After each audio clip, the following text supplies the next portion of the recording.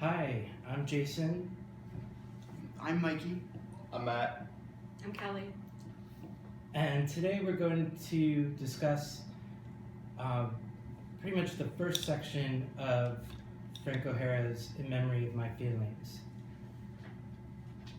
We might address other parts of the poem, but for the sake of a controlled, reasonably timed conversation, we're going to stick to section 1. All right.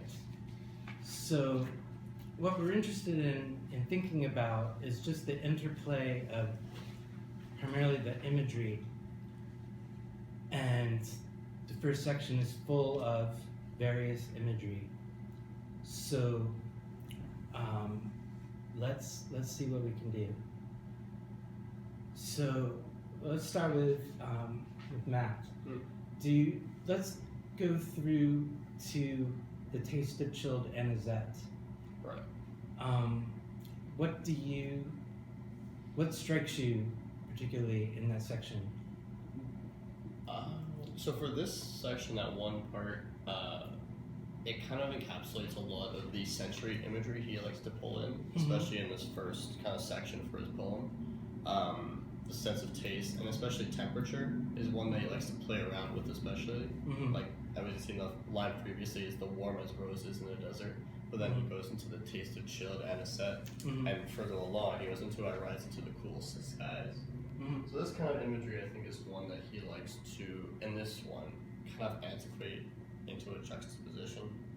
One that like will carry you through the poem later, seeing that there's multiple things that encapsulate these many likenesses that he's referring to. But focusing in on like taste of chilled anisette, I believe anisette's a lip liqueur, right? Yeah. So these being kind of his feelings and his memories, these are things that are now like prompting like what comes up. Maybe, you know, I'm not sure if he liked anisette or not, but it seems to be like something that was pertinent enough to bring about, and especially when we're trying to juxtapose with the position of being in the desert. You know, the taste of a chilled anisette. So it's like a relief almost in that regard. Yeah, that's great. What about the stars, years, and numerals? What could you tell us about those?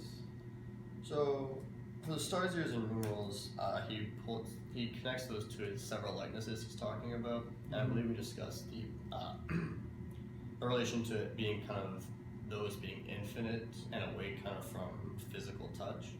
But in terms of contemplation, it's something that we have access to. I think that really remains something that strikes the reader as something where, you know, these concepts and constructs of the human intellect and the human mind and creativity are the ways in which we recognize the many likenesses that we create for ourselves, or that we find in ourselves. Right. Well, that's you make a really interesting point about likenesses, because in a way the poem is in part concerned with representation and the danger of art kind of freezing its subject matter. Right. And so a likeness has two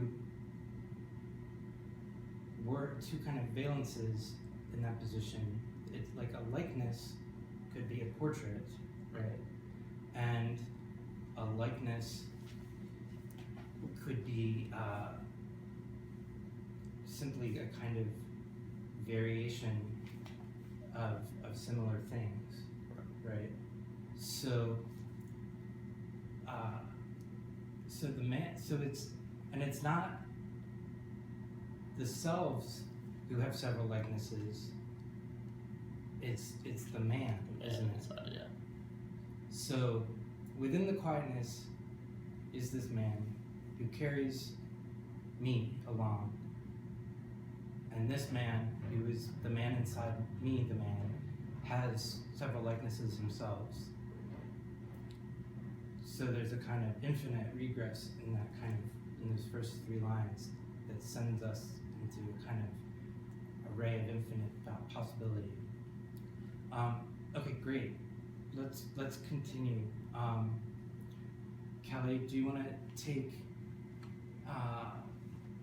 let's see, at times withdrawn to a gun is fired?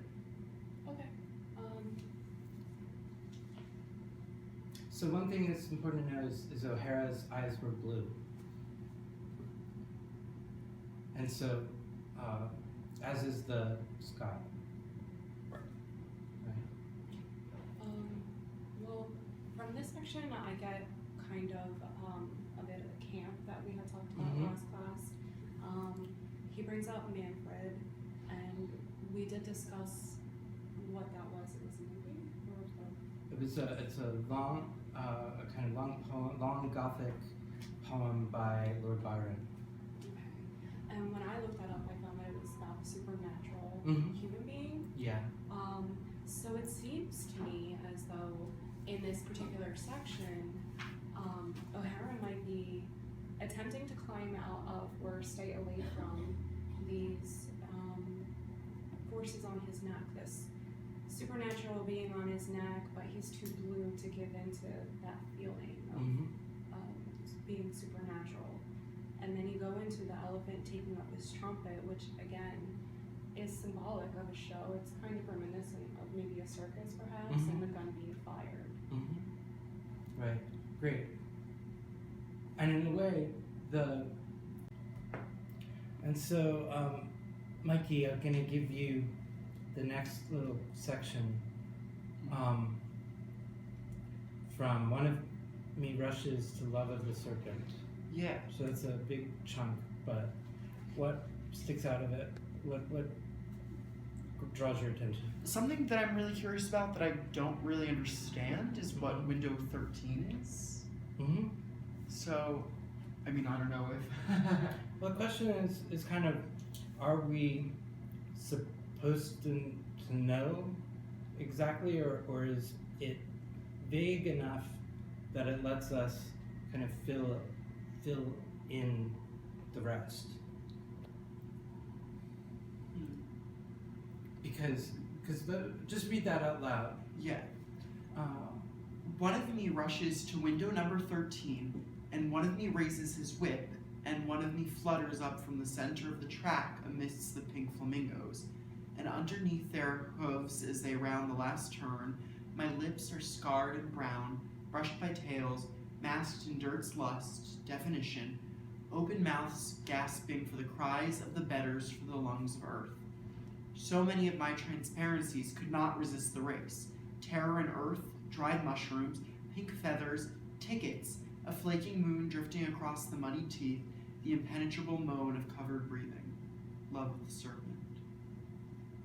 Okay. So, are the other things really concrete and clear?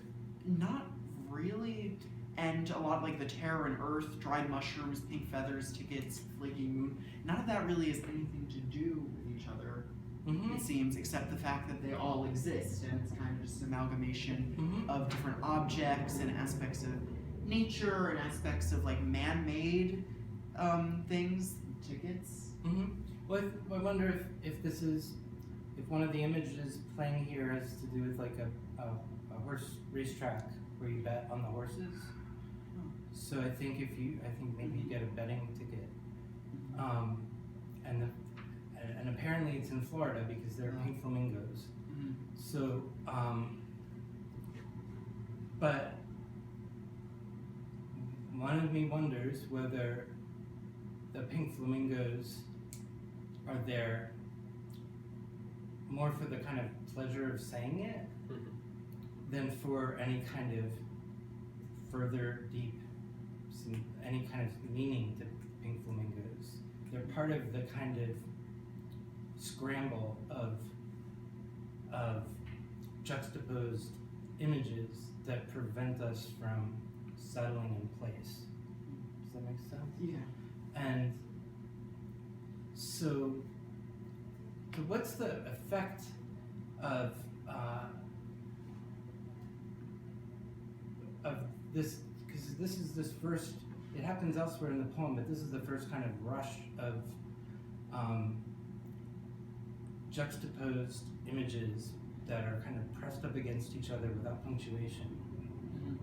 So, what's the effect of going from one of me rushes to window 13, and one of me raises his whip, and one of me flutters up from the center of the track?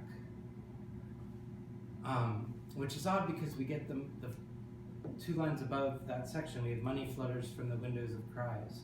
So we have money fluttering down, and then we have something that flutters up from the center of the track amidst the pink flamingos, which could be what? A butterfly, a moth, a bird. So one of me is something in the process of running to window 13. One of me raises his whip, and one of me flutters. So there's rushes, raises, flutters. But what's the effect for you of going from those so quickly? What happens to your mind? Well, I mean, I think that has to do with definitely like the mind racing, and also because I know we had discussed earlier in class how like his own definition of identity is structured based on what's going on around him. So he's he's like all of these different people at the same time, even though they are all different people around him, and he can only be one person at once. Right. If that makes any sense? Well, say that he's in different contexts, right? There are both the context that he has actually been in, and then there's the kind of context that he's seen in film and seen on TV, and then there's the context that he can be in within dreams or his imagination, right? So is there a kind of limit to if the self is generated through its context, is there a limit to the self? Absolutely not. Okay, I don't think. great. And that harkens back also to the stars and the numerals and the years, the whole Right. sense of infinite. Also, I think that section particularly recalls a portion of section 4 where he goes through, I don't know what blood's in me, I feel like an African prince, I am a girl walking downstairs, and I feel like, that whole section, it's the same excited, rushing, Yeah, just a spitfire. yeah, great. All right. Well, we'll wrap it up for now. We've just touched at the very beginning. We've just touched the tongue of the serpent. There's the whole serpent to explore. And so we'll see you in the forums and the threads for class. And I thank my students for participating in the discussion. Okay, thank you.